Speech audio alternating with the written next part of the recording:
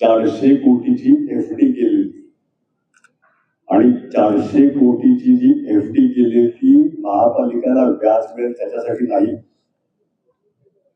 हेडचा प्रकल्प ला लागणारा जो पैसा म्हणजे आपल्याला पाणी पुरवठा डॅम आपण मालकीचा घेऊन घेतला तो विषय आज फक्त वेळोवेळी बोलणार.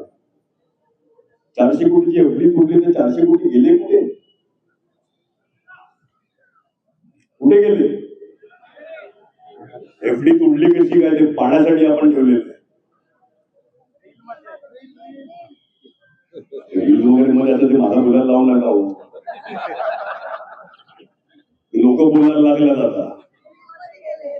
मी कुठे बोलतो? लोक बोलायला लागलेत आणि त्याचं मला रीलवर रील बनतात की रील कशाला गरजेचं आहे? चांगलं आहे. मी सगळ्यांबरोबर नंतर तुमचे प्रश्न आणि मी सांगतो की आम्हाला अडचणीचे प्रश्न विचारा. गोड गोड बोलू नका. अडचणीचे प्रश्न विचारा. मला सगळी उत्तर तुम्हाला देतो. आज 35 वर्षात काय झालं ते ना विचारतात ना. 35 वर्षात काय झालं? 2014 पर्यंत रस्ते झाले. इथं कबुली केली. रील मध्ये इथं कबुली केली. म्हणजे 35 वर्षांमधले 20 वर्ष वजा करा. म्हणजे आता तर मला फक्त 15 वर्षाचं उत्तर द्यायचं. 15 पण नाही, 10 वर्ष. 2014 पर्यंत रस्ते झाले. त्याच्यानंतर काही रस्ता झाला नाही. बरोबर ना? कोणतरी पत्रकारच मला बोलतो आहे का नाही? म्हणजे हे तर कबूल केलं की 2014च्या आधी बऱ्यापैकी कामं झालेली आहे. एका प्रतिनिधीने सांगितले की फक्त 100 कोटी MMRD होऊन आलेले आहे. म्हणजे हे तर कबूल केलं की 35 वर्षात काहीच झालं नाही. म्हणजे 100 कोटी आणले. नायगावच्या ब्रिजची किंमत काय आहे माहिती आहे का कोणाला? ईस्ट वेस्ट ब्रिजची किंमत काय आहे? होतो किती? फक्त नायगावच्या ईस्ट वेस्ट ब्रिजची किंमत जो झालेला आहे त्याची किंमत 108 कोटी. म्हणजे 8 कोटी आमदार साहेबांना जी माहिती मिळालेली आहे त्याच्यापेक्षा 8 कोटी फक्त त्या एक ब्रिजची किंमत जास्त. इतर कामं मोजू इतर कामं. एक तर MMRDचे अधिकारी आमदाराला मूर्ख बनवत असतील किंवा आमदार लोकांना मूर्ख बनवतात आणि खोटं बोलतात. आताचे आमदार आपण सामान्य नागरिक आहोत. आपण माजी आमदार नाही, आपण सामान्य नागरिक आहोत. म्हणजे एकतर MMRDचे अधिकारी आत्ताच्या आमदाराला मूर्ख समजत असतील ते बनवत असतील. कारण की त्यांनी तर पेपर घेऊन दाखवला की MMRDच्या अधिकाऱ्यांनी मला माहिती दिली की अख्ख्या तालुक्यामध्ये फक्त 100 कोटी 35 वर्षात आलेले आहे. म्हणजे एकतर ते आमदाराला खोटं बोलतात किंवा आमदार तुम्हाला सगळ्यांना खोटं बोलतात. या दोन पैकी कबूल केलं पाहिजे.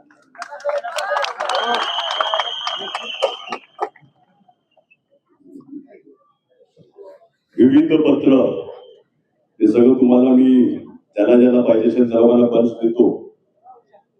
काय काय फॉलोअप केलेलं आहे.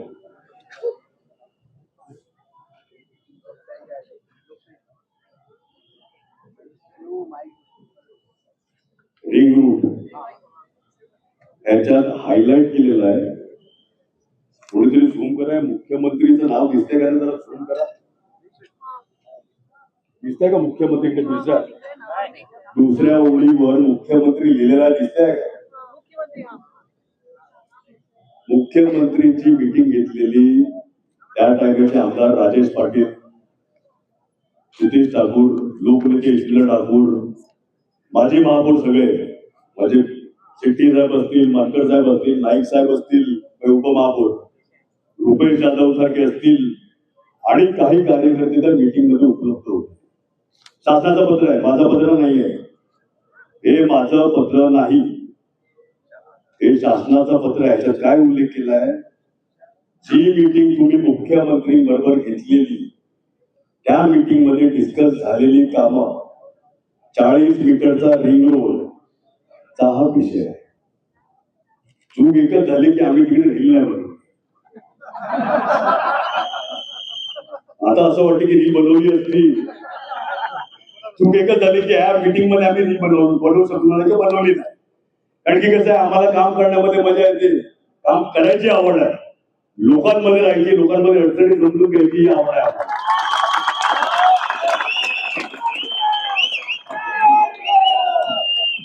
परत सांगतो, शासनाचं पत्र आहे हे, माझं पत्र नाहीये. अधिकाऱ्यांनी लिहिलेलं आहे की मुख्यमंत्री सोबत झालेली बैठक रिंग रोडची एक पत्र, रिंग रोडचा विषय, मुख्यमंत्री बरोबर झालेली दुसरी मीटिंग करा, दिसतंय काय हायलाइट केलेलं,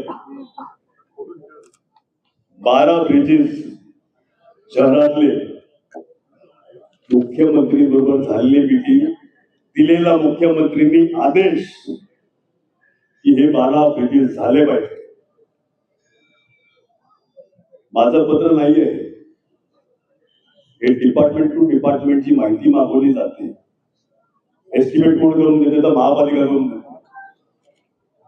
MMRDA ब्रिजेस करणार, कुठचा ब्रिज कुठे होणार आहे, त्याची रुंदी किती, त्याची लांबी किती, त्याचा एस्टिमेट हे सबमिट महापालिका करते. तर MMRDA ने दिलेलं पत्र महापालिकेला की आमची जी मुख्यमंत्री बरोबर बैठक झालेली, त्या बैठकीमध्ये झालेले 12 ब्रिजेसचा एस्टिमेट इमिजिएटली आमच्याकडे पाठवण्यात यावं.